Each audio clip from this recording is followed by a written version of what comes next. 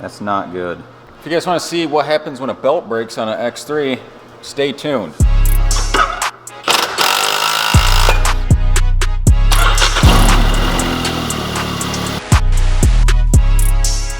If you guys didn't watch the video of us playing in the snow, I had the XRC out there, Nate had his 26 Pro S out there, and my belt decided to leave the chat. When I got the X3 back in the shop, I decided to take the cover off to kind of assess the damage. As you see, belt's kind of mangled in there. It broke the inner CVT cover. It also broke the temp sensor that you see in there that reads the temperature inside the CVT box. And then when I was taking a look at this, I noticed that the outer cover, if it will focus, is also cracked. I tore up this, I'm guessing this is just sound deadening stuff. I tore this up, and if you guys know a lot about working on these X3s, I could not get these stupid clips that hold this thing in to save my life. They both broke. Short story of it is I gave it a little too much sauce, had a little too much tire spin, and the belt decided to retire. It's hard to see because everything's covered in snow and ice, but she blew the inside case apart. I seen it going a little bit differently in my head. I was kind of waiting for it to happen. It was on the factory belt, and I'm at just over 3,600 miles on this machine, so it kind of made it longer than I thought. I did not expect it to take everything out with it when it decided to go. So quick assessment on cost. The inner cover is roughly $200 retail. These are all going to be just kind of ballpark retail prices. Belt's about 200 bucks, right there's $400. This cover here is also another from factory, about 200 bucks. Then a bunch of miscellaneous O-rings, seals, and that sensor. So I called up to the homies up at Renzi Power Sports. If you are in Michigan, specifically in the UP, they have 2 locations. They took care of me, they sourced all the parts for me and sent them out. Unfortunately, I thought they all showed up today. There must be a separate box, so I'll have to call them in the morning because I'm missing the spare belt and the sensor that reads the temperature. I'm missing that. Crappy thing is I don't think you can get to that sensor unless all this stuff's tore apart. So what I'm gonna do tonight is at least try to pop the clutches off, which you will need a clutch puller in order to do so, and possibly get the inner clutch cover off before it gets too late. I just figured I'd try to get something done, and then I'll wrap the rest of it up once all that other stuff shows up. So yeah, not only did I break a $200 belt, it's gonna cost me roughly $600-700 to fix everything. Granted, when the belt breaks, you can just slap a new belt on there, but if you have a big hole like that, you're gonna get dirt and water and crap all up in your clutches and potentially take them out as well. So the real way to fix it is to pop the clutches off, pull this whole thing off, and replace everything. So yeah, fun stuff. Yeah, so I'm gonna have to figure out what these plugs are so I can put this thing in the new one, because the new one didn't come with it, nor them plugs. Good thing is this is for the outer cover, so one day I can just pop it off and put that stuff back in there. As you see, I already got the outer cover off. I believe these are all 8 mils. There's I don't know, a bunch of them, dozen of them or something. Popped all them off already. So what I'm gonna do now is probably pop the secondary off. I'll probably unbolt the sway bar end links, move the sway bar out of the way, so I'll have to pull them bolts out on each side. So that way I can get the clutch puller in there to remove the primary, and then I can get the inner cover out of there and start putting the new stuff on. Take your handy dandy 17 mil and hopefully zap this Johnny off. The sway bar end link out of the way, go ahead and grab your 22 mil and pop this Johnny off. Once you got the primary off, take your clutch puller. Sometimes it's smart to just put a little bit of grease on here just to help it. If these things get stuck on here, it's kind of a pain in the ass to get them off. You might have to like pump a bunch of grease in there, so then it essentially turns it into a hydraulic press. So then that force will kind of pop the primary off. I'm just gonna put just a little dab on the end, and hopefully it pops off pretty easy.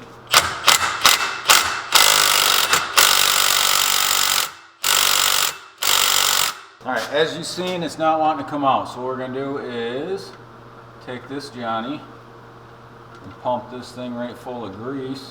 Use our handy dandy side-by-side blog rag to clean up the mess. And that's how you get her to come off. I got the clutches off. As you see, I need to clean the grease and stuff out of here from getting that to come off. This thing, I mean, it's got some little bit of wear in it. Not bad though for the amount of road riding we do. Try to clean that up a little bit. If you guys don't know, when you're using a CVT, it's variable. So the belt's supposed to ride in different spots. You can see right here, I guess I don't know how good you can really see, but there's a little bit of grooving right here. That's probably when we're ripping the roads at like 50, 60 miles an hour to get to the trails. Legal roads, that is, down in Mexico, just in case there's any people that work for the government watching this. But when your belt holds in one spot like that, it'll start to wear into the sheaves on the primary clutch. This doesn't look that bad, but they call it a variable clutch because the belt, I mean, it's supposed to vary in speed, so on and off the throttle the belt will move on here. If you hold it at one speed, it's going to ride in the same spot, start to warp it, but I mean, it don't look bad. I still have to dig all of the belt out of here, so I'm going to go ahead and get that all cleaned up. Take the inner clutch housing off, clutch cover, whatever you want to call it, take that out of there. Finally got the rest of the parts. This is the sensor I was waiting on that reads the temp inside the clutch housing, the clutch cover, whatever. This sensor is what I was waiting on, and then I got another belt, obviously. So I'm gonna go ahead and clean the belt, this mess, I mean, it looks like a rat nest, of a belt out of the secondary, get these cleaned back up, take that off, and go from there.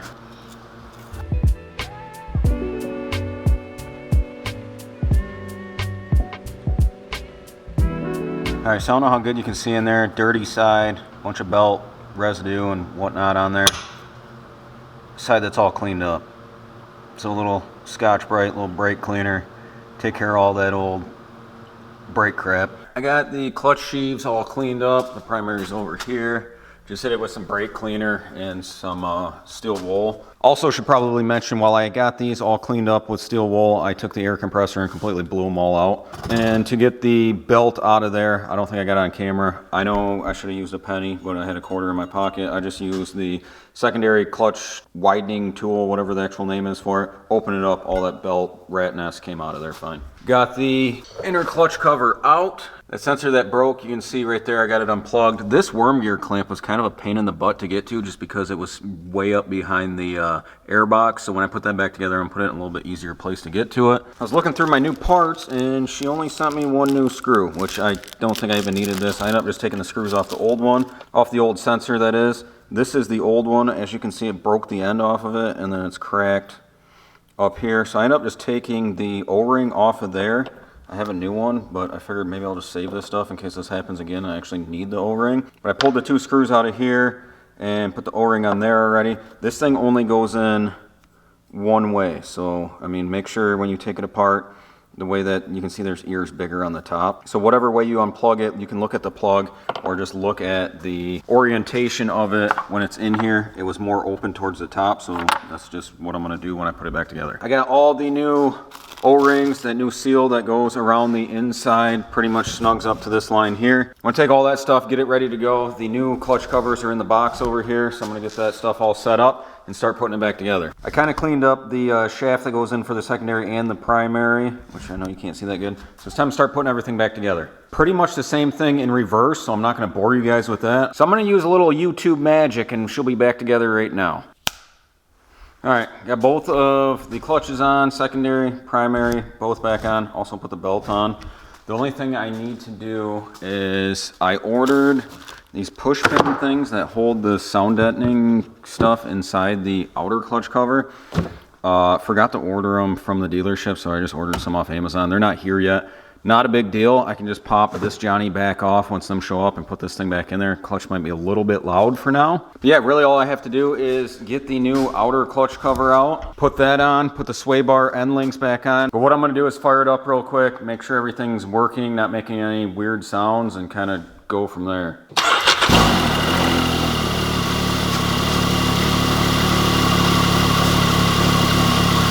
My little exclamation point's gone, so putting the new belt on and fixing that stuff took care of it. That thing's now reading 48 degrees. But before, the temp thing was only reading like 35, even when it was warmer than that in here, so it's at least reading a different number, so that's probably a good thing.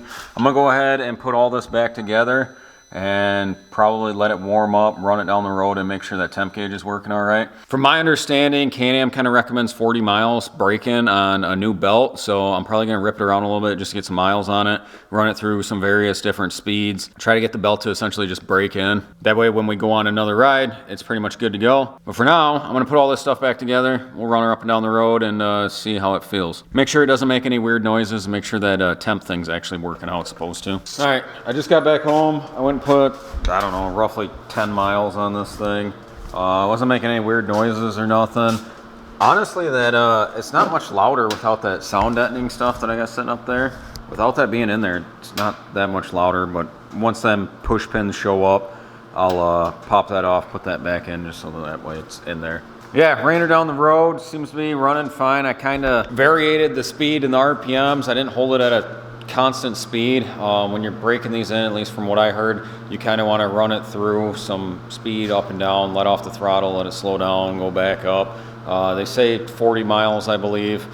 Who knows if you really need to do that. I put 10 miles on it, running it through. I think the fastest I got up to was like 75. Didn't put it all the way to the floor at all, but I mean, I got into it a couple times. But yeah, should be good to go. The old X3 should be back up and running. I wish I had it last weekend for when we went up to Holton Lake for that little Fast Eddie's ice race thing. Would have been fun to have another machine on the video, and I'm a bad passenger, so I'd rather just drive myself, especially when I have this thing just sitting in the pole barn. Yeah, I got the parts, like I mentioned, from Renzi's Power Sports. If you guys are in the UP, hit them up. I think they got a store in Newberry and then another store up in Munising. If you do stop in and talk to them guys, let them know that Jake from Side by Side Central sent you. They'll probably get a kick out of it. Yeah, I'm stoked. X3's back up. All I really got to do to this thing before I guess we get into warmer weather, but I just want to do an oil change on it. I did blow the air filter out when I had it open because I was thinking about taking the air box off to get to the one worm gear clamp that was right behind it, but I ended up just kind of prying it out of the way and I got it off. So I blew the air box out when I blew the clutches out. So clutches are cleaned, which it probably needed, to be honest. Air box is cleaned out, just needs an oil change at this point. This thing's gonna be ready to rip. But yeah, almost, what, 3,600 miles, almost 4,000 miles on the factory belt. That's pretty impressive. Let's see if this thing can go another 3,600 miles before it needs a belt again. But yeah, we got some big plans for not only this machine, I got parts actually up in the cabinet for it. So stay tuned for some mods that are gonna be done to this. We're gonna be comparing this between the X3 and the Pro S here in the future. That's kind of why they're both still sitting stock. We're just waiting for the weather to break so we're not riding in snow. Just wanna be able to hook up. So stay tuned for that. We got a bunch of other big stuff in the plans. And hopefully you guys enjoyed this video a little bit at least. Also, website down below, click that link, support us so we can keep making awesome content for you, and our merch is sick. It's way cooler than all the other side-by-side merch on the market. Check it out. Go look at it. I'm not lying. It's pretty badass. But until next time, guys, I'm out.